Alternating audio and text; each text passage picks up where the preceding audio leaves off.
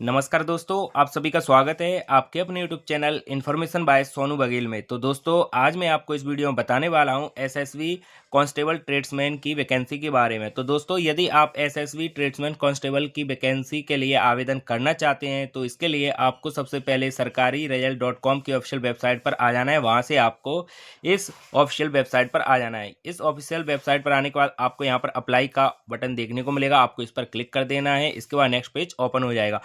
यदि आपका रजिस्ट्रेशन पहले से है तो आपको यहाँ पर अपना रजिस्ट्रेशन नंबर फिल करना है, पासवर्ड फिल करना है, कैप्चा को फिल करना है और लॉगिन वाले बटन पर क्लिक करके रजिस्ट्रेशन को ओपन कर लेना है। यदि नहीं है आपका रजिस्ट्रेशन तो आपको इस रजिस्टर वाले बटन पर क्लिक करना है, तो नेक्स्ट पेज ओपन हो जाएगा। अब यहाँ पर आपको आपकी सबसे पहले पर्सनल डिटेल फिल करनी है। सबसे पहले आपको यहाँ पर पोस्ट सिलेक्ट करनी है। आप किस पोस्ट के लिए आवेदन करना चाहते हैं उस पोस्ट को आपको इनमें से सिलेक्ट कर लेना है। सिलेक्ट करने के बाद अब आपको आपका नाम यहाँ पर फिल करना है, फर्स्ट नेम, मिडिल नेम और last name.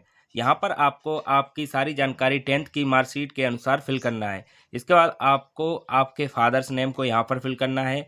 Father's name fill करने के बाद आपको मदर्स नेम फिल करना है। ये सारी जानकारी आपको 10th की मार्कशीट के अनुसार ही फिल करना है, बिल्कुल सही और करेक्ट।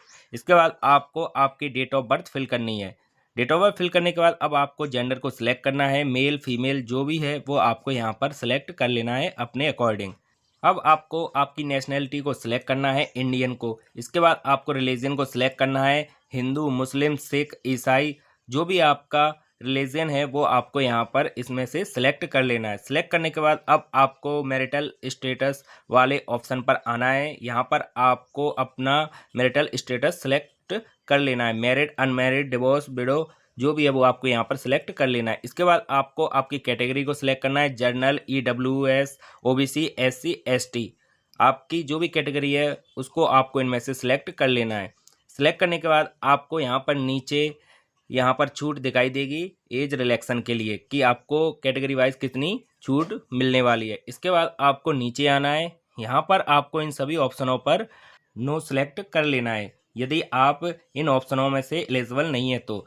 सबसे फर्स्ट पर यहाँ पर पूछा गया है whether you belong to community. यदि आप इनमें से हैं तो यस करना है, नहीं तो नो को सिलेक्ट कर लेना है। इसके बाद वेदर डोमिसाइल ऑर्डिनरी इन J&K, यदि है तो आपको यस करना है, नहीं तो नो को सिलेक्ट कर लेना है। इसके बाद whether affected in 1984 riots Gujarat 2002, यदि आप इसमें आते हैं तो आपको यस करना है, नहीं तो नो को सिलेक्ट कर लेना है।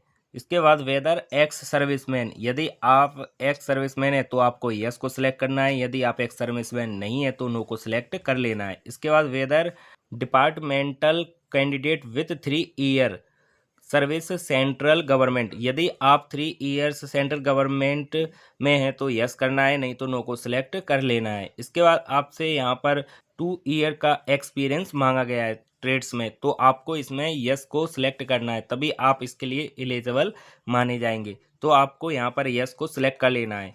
यदि आपके पास 1 ईयर सर्टिफिकेट कोर्स है ITI का तो आपको यस करना है, नहीं तो नो को सिलेक्ट कर लेना है। इसके नीचे आपसे मांगा गया है सिलेक्ट आइडेंटिटी कार्ड टाइप, तो आपको इसमें अपनी आइडेंटिटी कार्ड टाइप को सिलेक्ट करना है। यदि आपके पास आधार कार्ड है तो आधार कार्ड को सिलेक्ट करना है, यदि आपके पास वोटर आइडेंटिटी कार्ड है तो वोटर कार्ड को सिलेक्ट करना है, यदि आपके पास PAN card, passport, driving licence, ration card, birth certificate या यूनिवर्सिटी कॉलेज आइडेंटिटी कार्ड है तो उसको सिलेक्ट कर लेना है। सबसे बेस्ट रहेगा आपके लिए आधार कार्ड, तो आपको सिलेक्ट करना है। इसके बाद आपको आपका आधार कार्ड नंबर यहाँ पर फिल कर देना है। इसके बाद आइडेंटिफिकेशन मार्क आपको यहाँ पर फिल करना है। यदि आपकी बॉडी पर कहीं भी आइडेंटिफिकेशन मार्क है वो आपको यहाँ पर फिल कर देना है। इसके बाद आपको अपना मोबाइल नंबर और जीमेल आईडी को फिल करना है। ये सारी जानकारी फिल करने के बाद आपको नीचे आना है एजुकेशनल क्वालिफिकेशन डिटेल में, तो आपको यहाँ पर आपकी मैट्रिकुलेशन की जानकारी फिल करनी है। सबसे पहले आपको आपके बोर्ड के नेम को यहाँ पर फिल करना है, MP board, CBSE board.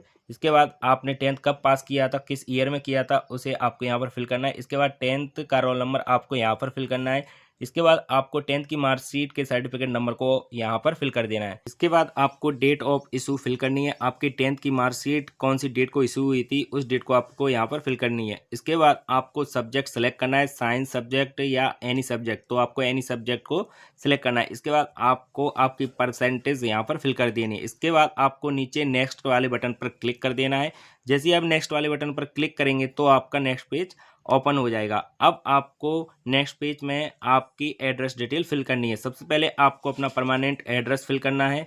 Permanent address में सबसे पहले आपको विलेज के नेम को फिल करना है। आपके विलेज का नाम क्या है, उस विलेज के नेम को आपको यहाँ पर फिल करना है। इसके बाद पोस्ट ऑफिस के नेम को फिल करना है। आपकी तहसील कौन सी लगती है, तहसील के नेम को फिल करना है। इसके बाद आपका नियरेस्ट पुलिस स्टेशन कौन सा है, उस नेम को आपको यहाँ पर फिल कर देना है।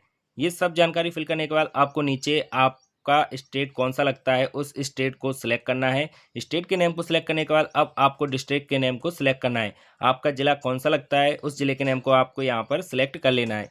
इसके बाद आपको आपके एरिया के पिन कोड के यहाँ पर फिल करना है। यदि आपका permanent address correspondence address same है तो आपको यहाँ पर यस को सिलेक्ट कर लेना है, तो आपका permanent address automatic correspondence address में फिल हो जाएगा। यदि आपका अलग अलग है तो अलग अलग फिल कर सकते हैं।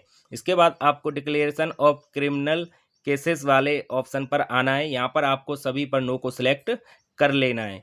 अब आपको क्रिएट पासवर्ड वाले ऑप्शन में आ जाना है। सबसे पहले आपको अपना पासवर्ड यहाँ पर बना लेना है। पासवर्ड बनाने के बाद आपको नीचे 2 चेक बॉक्स दिखाई देंगे, इन पर आपको टिक मार्क कर देना है और प्रोसीड वाले बटन पर क्लिक कर देना है। जैसे ही आप प्रोसीड वाले बटन पर क्लिक करते हैं तो आपका नेक्स्ट पेज ओपन हो जाएगा। अब आपको स्क्रॉल करके नीचे आना है। यहाँ पर आपको डिक्लेरेशन कैंडिडेट में आपको दोनों चेक बॉक्स पर राइट क्लिक करना है और कैप्चा को फिल करना है और सबमिट एप्लीकेशन वाले बटन पर क्लिक कर देना है, तो आपका रजिस्ट्रेशन यहाँ पर सक्सेसफुली हो जाएगा। यहाँ पर आपको रजिस्ट्रेशन नंबर देखने को मिलेगा। अब आपको यहाँ पर अपना फ़ोटो यहाँ पर अपलोड कर देना है। तो 6 मंथ से पुराना आपका फ़ोटो नहीं होना चाहिए। यहाँ पर आपको सैंपल दिखाया गया है कि आपको किस टाइप का फ़ोटो यहाँ पर अपलोड करना है। तो 500 केबी से कम का होना चाहिए, जेपीजी फॉर्मेट में होना चाहिए। इसके बाद आपको आपका सिग्नेचर अपलोड करना है। ब्लैक एंड ब्लू पेन होनी चाहिए, जेपीजी फॉर्मेट होना चाहिए और 200 केबी का होना चाहिए। इसके बाद आपको प्रोसीड वाले बटन पर क्लिक कर देना है। इसके बाद आपका फॉर्म सक्सेसफुली सबमिट हो जाएगा। अब आपको यहाँ पर 100 रुपये पेमेंट करने के लिए बोला गया है। पेमेंट करने के लिए आपको पे ऑनलाइन वाले बटन पर क्लिक कर देना है और आपको यहाँ से अपना पेमेंट सक्सेसफुली कर देना है। जैसे ही आप पेमेंट कर देते हैं तो आपका फॉर्म सक्सेसफुली सबमिट हो जाएगा। तो दोस्तों SC ST कैटेगरी वालों का यहाँ पर कोई भी शुल्क नहीं लग रहा है, उनका फॉर्म यहाँ पर फ्री सबमिट हो जाएगा।